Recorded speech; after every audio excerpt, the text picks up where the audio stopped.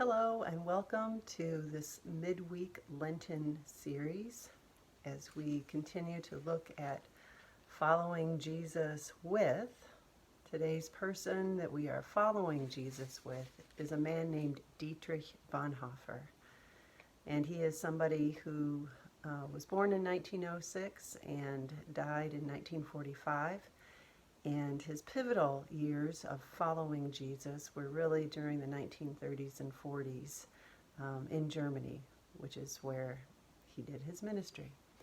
So for the next half hour or so, I will be telling you about his life, and I hope that it inspires you in some way. So, first I'm going to begin with just a brief description about Dietrich Bonhoeffer, because you may or may not have heard of him before.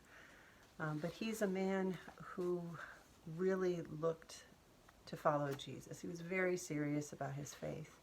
And I think the question that kind of frames his life best is the question at the top of the handout that you have, Following Jesus with Dietrich Bonhoeffer. The handout is available on the co-op website. And the question is, what does it mean to follow Jesus when the choice is not between good and evil, but between two evils? So often we think of life as pretty simple, that we're choosing between something good and something evil. Well, what if we don't have those choices? What if it's not that clear cut? What if we're really choosing between this evil and that evil? And that is a place where Dietrich Bonhoeffer found himself, and being the very thoughtful person that he is, he reflected deeply on these things before he acted. So a friend, actually his brother-in-law, described him as cultured, clear-sighted, fair, self-disciplined, understanding, devoted to the cause of the oppressed, and uncompromising in all things that mattered in life. And for me, I took a class about Dietrich Bonhoeffer in seminary, and clearly didn't know him personally, got to know him a little bit through the works of his that I read. And my impression of him is that he was a very thoughtful person and sought to develop a very systematic theology. As a doctoral and seminary student, he was your typical ivory tower theologian, thinking great thoughts and assembling a very meaningful theology kind of at a distance from the turmoil of life. And then at that point in his life, his world began to fall apart. And we have the gift of so many of his writings, so we can see his progression. He always thought that act and word should be held together, that good theology, right belief, naturally is connected with right action. But it's really in his later part of his life, that we can see all that come to fruition. So as I said, he was born in 1906 along with his twin sister Sabina. I think he was one of 8 children, and his dad was a very distinguished professor and psychologist, and his mother was also a very cultured and intelligent woman. So you can imagine this household of people who were very, very cultured, very intellectual, very refined. They were very musical as well. I think each of the children had their own either instrument or their own voice that they would use. And you can kind of think of, the Von Trapp family singers. It's kind of like that, although different. So Dietrich Bonhoeffer is a very serious student, and he actually defended his PhD dissertation in 1927 when he was 21 years old. And it was entitled Sanctorum Communio, which I think means communion of the saints. And it was about Christ existing as a church community. So that was something that he was always interested in. Who is Christ and how does Christ form community? How is community formed around this person of Christ? After he defended his dissertation, he went on to be an assistant pastor in Barcelona, Spain, and then again in Berlin. And he actually didn't become ordained until 1931. And in 1931, he also was awarded a fellowship at Union Seminary in New York City.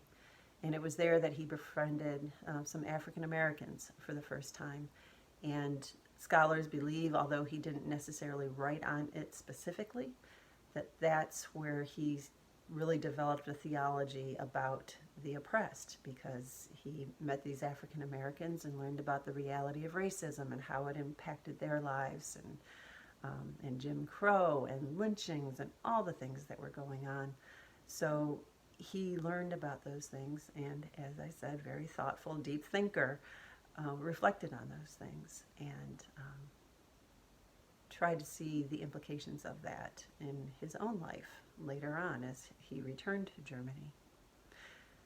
But he returned to Germany from New York in 1931, continued to serve as a pastor and a lecturer. He was sought after, apparently, in universities and colleges, and spoke a lot on various topics of the church.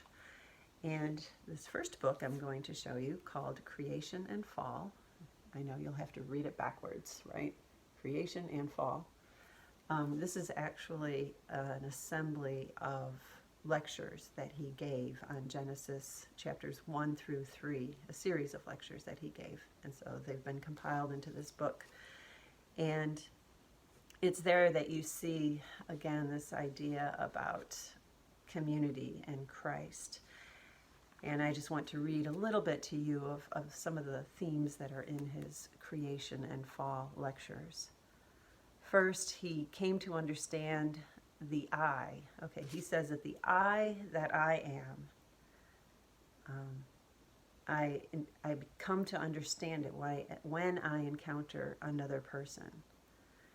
But this other person, person B, doesn't completely define me, but person B brings something out of my identity to me. So it's not until I meet this other person that I discover that I have this other element of my being in my personality, in my essence.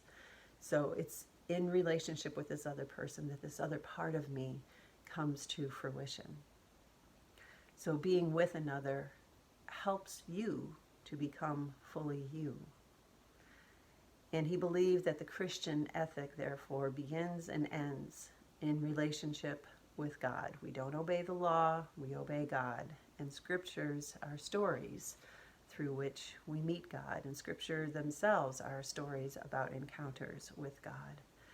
And when we encounter another, we encounter not only the other, but we encounter God. God is present in those relationships. And he'll develop that thought, that idea more into his Christology, his theology about Jesus, about the Christ. In Creation and Fall, he talks about it mostly in terms of God, because that's who the primary actor was in Genesis. It's not until the New Testament that we learn about Jesus. But what he discovers in Genesis 1 through 3, he then extrapolates to Jesus and to the Christ. So that brings us to 1933, and 1933 is a rather pivotal year, not only for Bonhoeffer, but for Germany. So I want to take a few minutes to just talk about what was going on in Germany in 1933. So immediately following World War I, Germany was devastated. They were in disrepair. Buildings had been bombed out. The people were hungry. They were out of work. They were rebuilding Germany. They felt great shame because they were completely devastated after World War I. So Paul von Hindenburg was the president of Germany in the early 1930s, and he's somebody who sought to restore this people during this Weimar Republic. And he was president of Germany in 1933, but along came this other young, energetic, ideological man named Adolf Hitler. And that man was appointed as the Reichschancellor, so the Chancellor of Germany, in January of 1933. So Hitler, this young man, became relatively equal in power, but then he would utilize that to his advantage. Von Hindenburg at that time was getting older and more feeble, maybe beginning stages of dementia. So it was easy for Hitler to implement his programs and his ideology.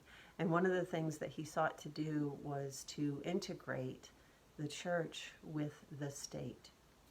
And he found a group of like-minded churches, basically, that were professing a faith called German Christianity, the so-called